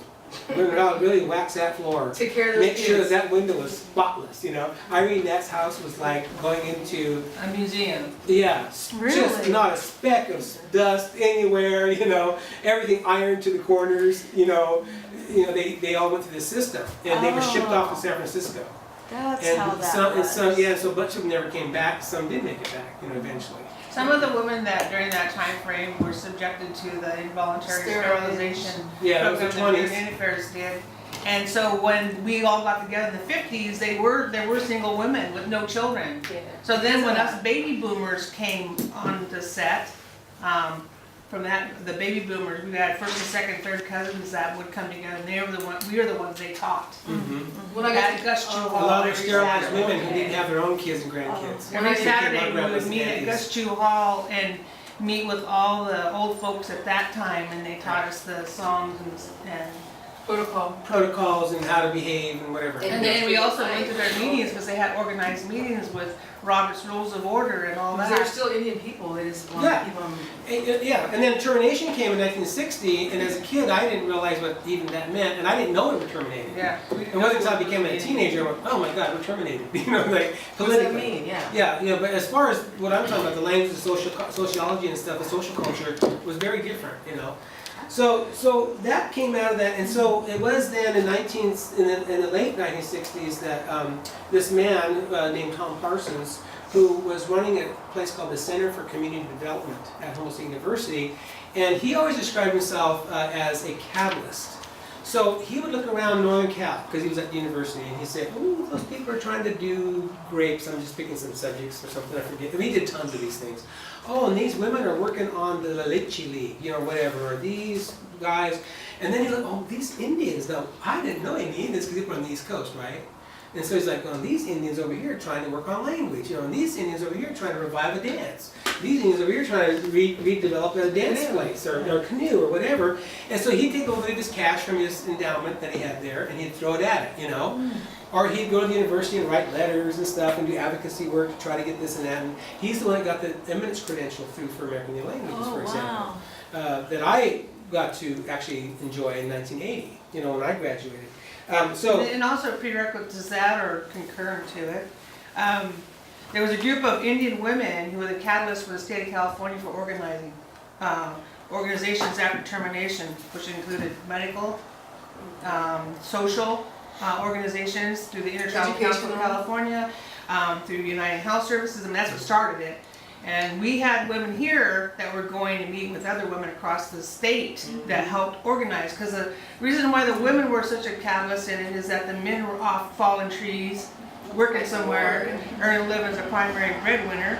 And so some women were able to do that. And that's how we got started. There was Pomo Indian women, our women here. All over the state came together, and I really am grateful for them because they were such visionaries and looked at what our communities needed statewide and looked at all tribes. Because when the Intertribal Council started, I think in 1968, wasn't it, when it officially opened, I think. And Mom lucked out and got one of the first jobs as a social worker. And so when she finally quit that, she had the most seniority in Intertribal Council. Was it 16 years or something like that? When she finally quit working for them for a while, but she did a lot of that. Where she went around and she told me that when she worked for Intertribal Council, that she promoted the rest of our own women, Tolowa women, to go into paying jobs, to get out of the lily farms, and to promote self, determination and strong. Yeah, so all the advocacy. So it was really a time of advocacy at that period of time. And so what had happened too is that Betty Green and Mom were going to Humboldt State University, and they helped get ITEP started, the Indian Teacher Education Program down there in Norco, which then became Norcoa Health, which then became Redwood League. United Health Services through the CRIB, California Rural Indian Health Board. All these things came together, and Tom Parsons was right there. Right there. It was such an opportune time. Yeah, writing and advocating and, He you know, came here going every up against the man, you know what I mean, the man being the system, We you should know. have Tom Parsons Day. Yeah, really. No, that's not He true. just recently He came passed here here a every couple of years Wednesday ago. for And he years. drove up here every single Wednesday. Wore out 2 And Mustangs. the only way we could go to the language class, culture class, was we had to have a C or better in all of our classes. It only met for 5th and 6th period on Wednesdays. So if you wanted to go to that class, you had to maintain, you know, at least a 7-year better in all No, of we your started when we coursework. were in elementary school. Wow. Yeah, but I mean that was kind of the rule, so that you could be in this special class, and they would drug in, not drug, well, some of them, like in Special wheelchairs. You know, like when we went around, first she used to walk in, Yeah. by the end she was in a wheelchair, but she lived to be 110. You know, and then there was like Auntie Ellen and Ellen Norris and Eileen Nat and, you know, Harriet Smith and the people named in these books, you know, that all were a part of that, Sam Lopez and, you know, and, you know, Edward and Lena did the dance stuff heavily. They were the ones that promoted the dance the biggest. So on. So that all came out of the closet, as you might say. You know, that came out of that period of time. Out of the And- shame and. Well, yeah, and pushing back the shame. And the other part, though, was intellectual. Because at that point, we had all been completely Christianized.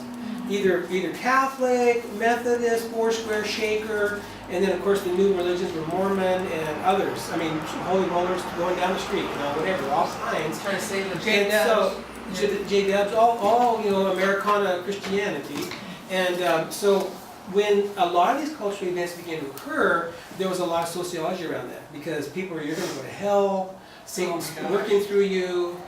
Devil's worship. Don't go back to satanic and spirituous ways. This is evil. You know, your soul's going to be lost. You know, etc. And it was at that point, though, it wasn't even external Christianity. It was internalized Christianity. It was Indians doing it to Indians and saying that to Indians, big time. You know, And like, we did have Yeah. graduates from the boarding schools coming back, being involved, and it was Bertha involved? which yeah. came home. Oh yeah, Who? Bertha. and because they had survived. And you know, when you look back on it now, that's why I wish we could do a screenplay and put all this together to show what happened to our part of the world. And how big the struggle was for us To to be keep our rebuilt. language and keep doing what we had. Like what Lauren's describing right now, I can remember when we were at Fescu Hall and we want to know more of the prayers and, you know, formulas for training and stuff like that, you know, because we were into it, you know, kids, you want to move around. And you know, Sam stood up there and said, I became a Christian in 1932. I can't teach you those things. I won't teach you those things. And we just stood there like Sad. almost in tears crying because he made that choice for us that if it was evil or not.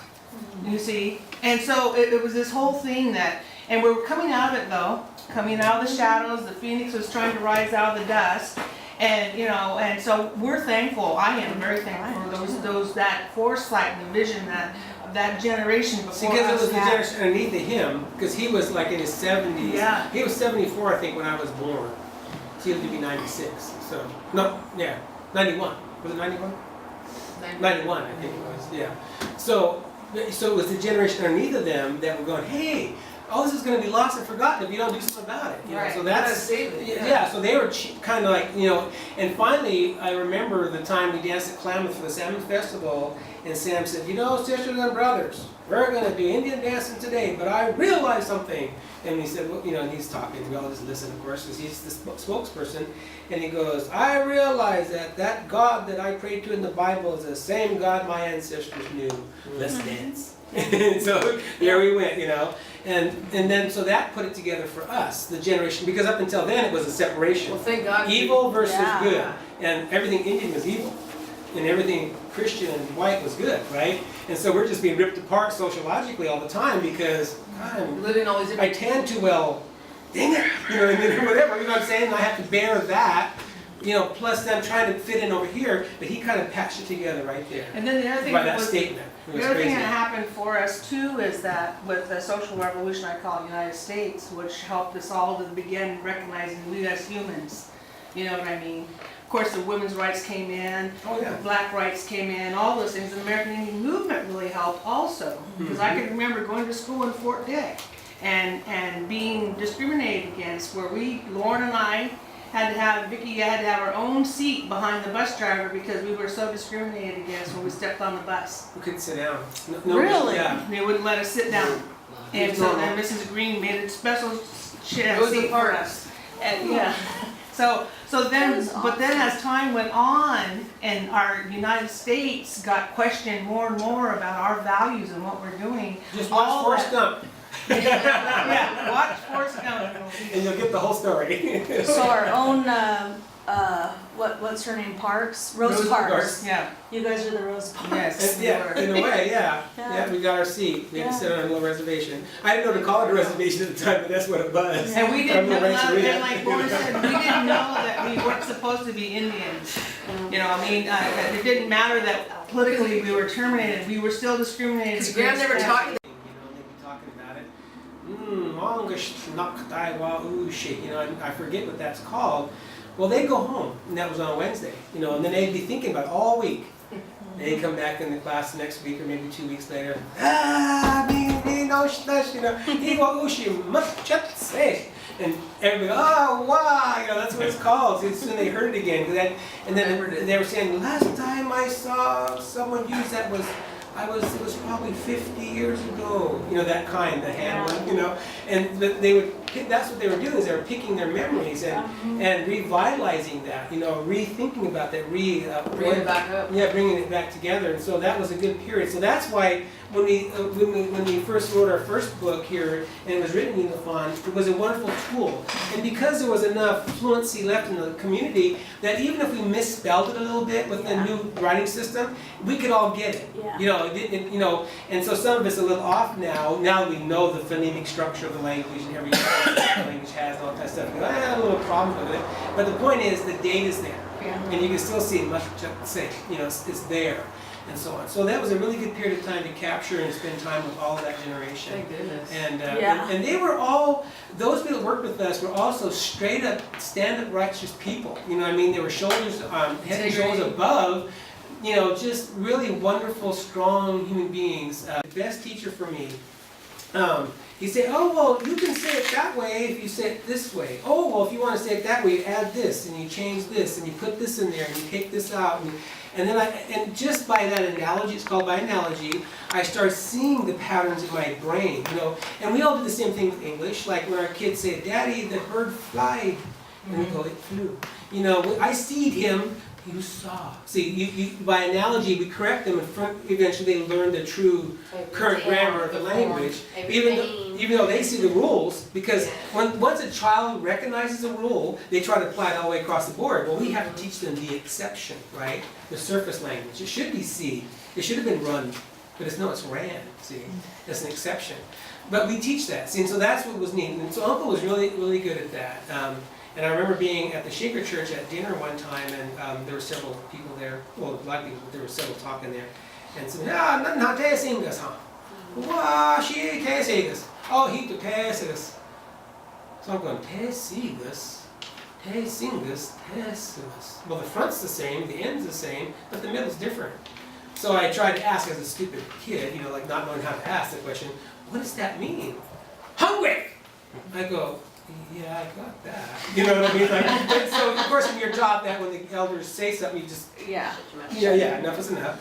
But I would try, you know, and so that's when I began to become, te, si, us, and then te, sing, us, and then tes, us. So, okay, so this is the same, that's the same, that's the same, this is the same, oh, but right here, and that's the same, so right here it's different. See? Well, now I can tell you this is first person, second person, and third person, you know, so I'm What hungry. does first person, second person, and third person Yeah, mean? so te sigus means I am hungry. Te singus, second person, you are hungry, and te sigus, third person, he or she's hungry. So this is the inflectional morphology for verbal morphology in the language. For hungry. The structure of the language. And the root word is less. Yeah, the verb root is always at the end of the verb for our language, always. So less means, if you use it in other areas, it means like something's kind of digging at you, or gnawing a little bit, so when your gut's going, see? So test, I guess. Right now, we're hungry, so your gut should be doing that. Yeah. Yeah. We're hungry for a song real quick. Hey, Barbara's like volunteering. Well, back to up. Tucking this, moving on. The tuck, he said. We're long tuck. Okay, so we'll be back again on another Friday, 10 to 12. Does everyone have a dictionary? Is there any questions? If you don't have one, let me know because I brought some for you. What Friday? What Friday is it? So, Friday. The 24th. Write your name in it, love it. I do love it. Yeah.